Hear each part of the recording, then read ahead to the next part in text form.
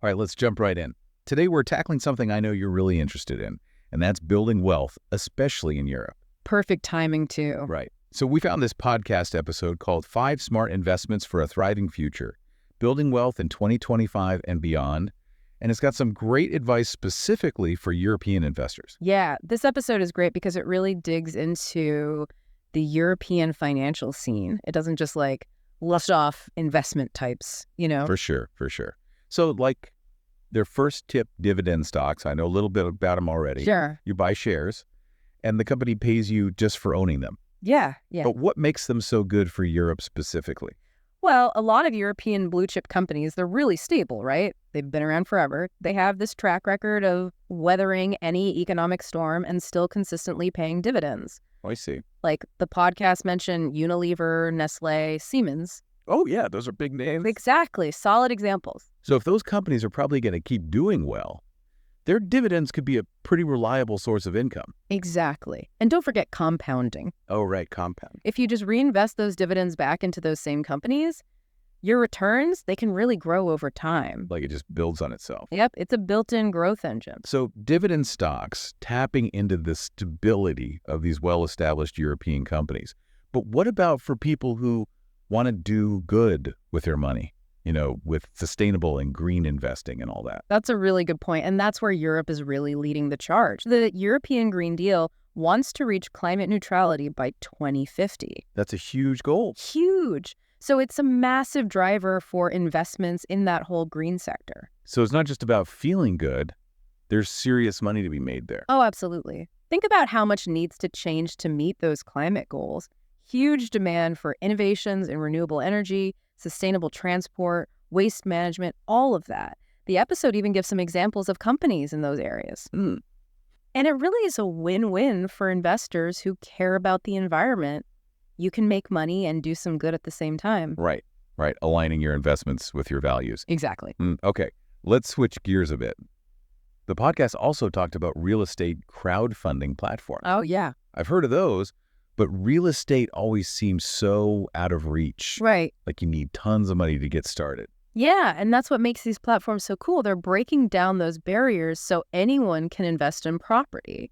So, instead of needing a crazy amount of money to buy a whole building, you can contribute a smaller amount and be like a part owner. Exactly. And you can actually choose projects that match, how much risk you're willing to take, what your goals are. Oh, okay, cool. They specifically mentioned CrowdState and Property Partner. Okay. Those are popular with European investors. I've heard that housing, especially in cities like Amsterdam and Berlin, is really expensive. Oh, yeah. Wouldn't that drive up demand and maybe make those investments even more valuable?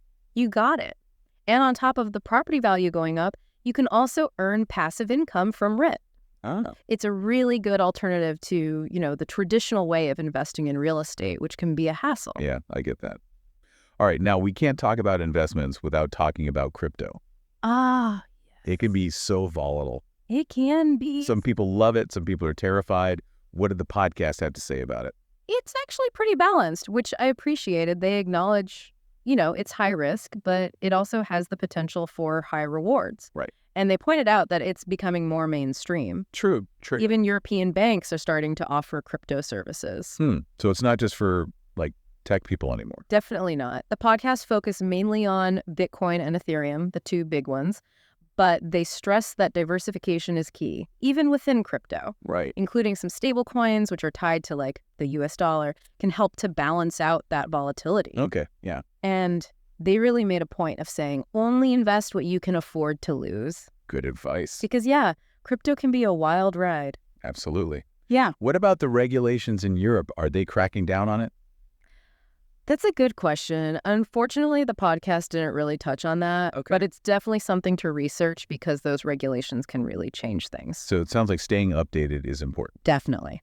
Okay, so we've got dividend stocks, sustainable investments, real estate crowdfunding, and even crypto. What was the last investment strategy they recommend? Last but not least, exchange-traded funds, or ETFs. ETFs, yeah. Those are a great way to diversify your portfolio, and they're pretty easy to understand. So how do those work again? Think of them as baskets of assets. Okay. It could be stocks, bonds, commodities, Okay. and you buy and sell them just like individual stocks. So instead of picking individual companies, you're investing in a whole segment of the market. Exactly. That sounds less risky. It can be. They mention a couple that are good for European investors. The MSCI Europe ETF and the Vanguard FTSE Europe ETF. Okay. Those track broad European indices, so you get exposure to a wide range of companies. Nice, nice. And I've heard they're pretty cheap to invest in, right?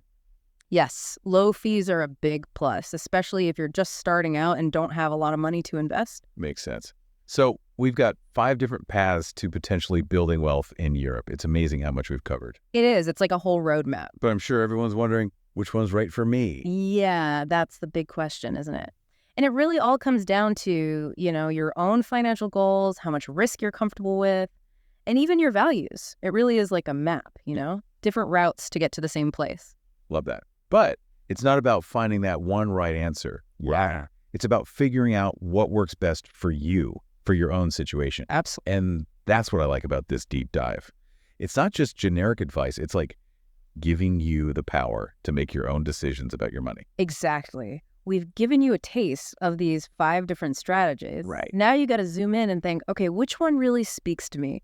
Which one matches my goals, my risk tolerance? Well, I'm not going to lie. All this talk about those European blue chip companies and their steady dividends, it's got me thinking. Yeah. Building a portfolio that just generates passive income, that's pretty appealing. It's a classic for a reason. It works.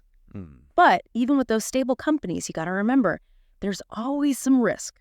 Of course. You really got to do your research, understand their financials, and make sure they fit into your long-term plan. All right. Good point. Can't just jump in blindly. But then on the other side, there's crypto.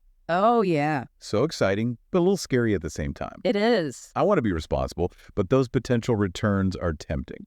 It's understandable to be tempted, but yeah, high returns, usually high risk. That's why diversification is so important with crypto. Makes sense. Don't put all your eggs in one basket.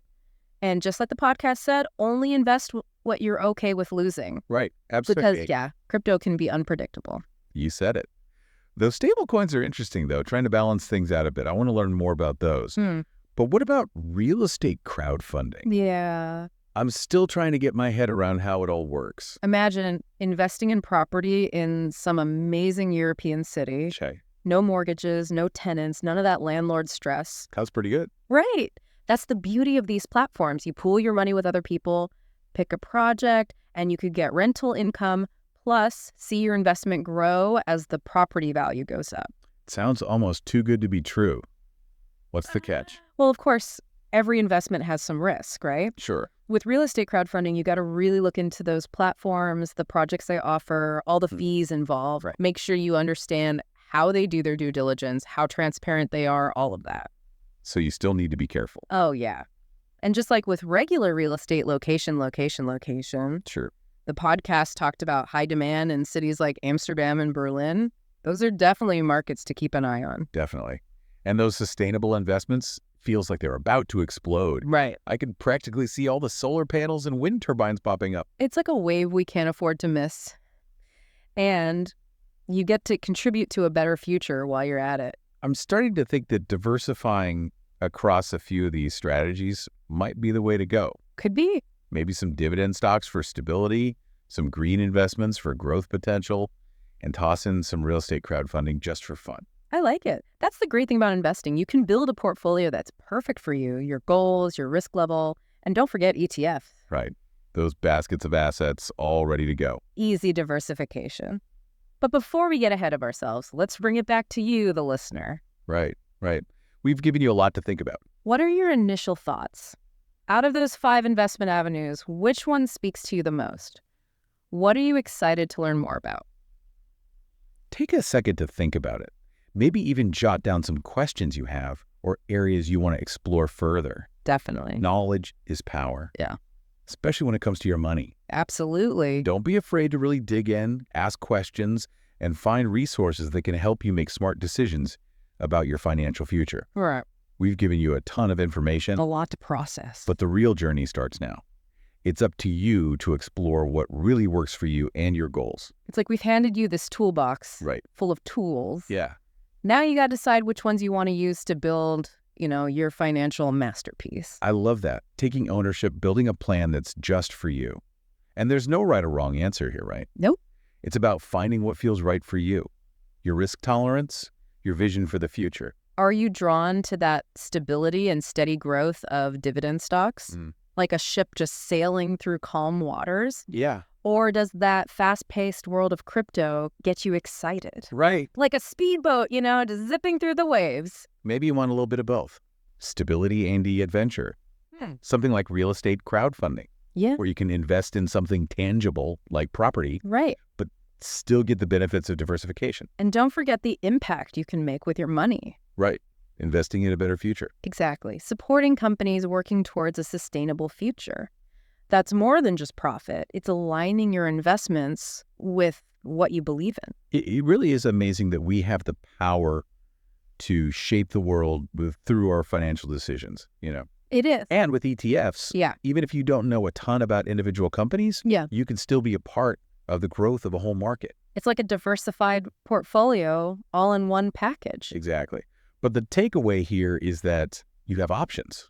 So many So options. you don't have to pick just one strategy. You can experiment, mix and match. Yeah. Adjust your approach as you learn. Absolutely. This has been such a great conversation. I hope it's given you, the listener, some food for thought. You really do have the power to build the financial future you want. You do. This deep dive was just the beginning. Right. The real adventure starts now. It does. It's time to take this information and start building your own financial strategy, something that really reflects your own goals. Exactly. So as we wrap up, what's the next step on your financial journey? Which path will you explore? Take this inspiration and run with it. Start small, do your research, and never stop learning. Your financial future is waiting.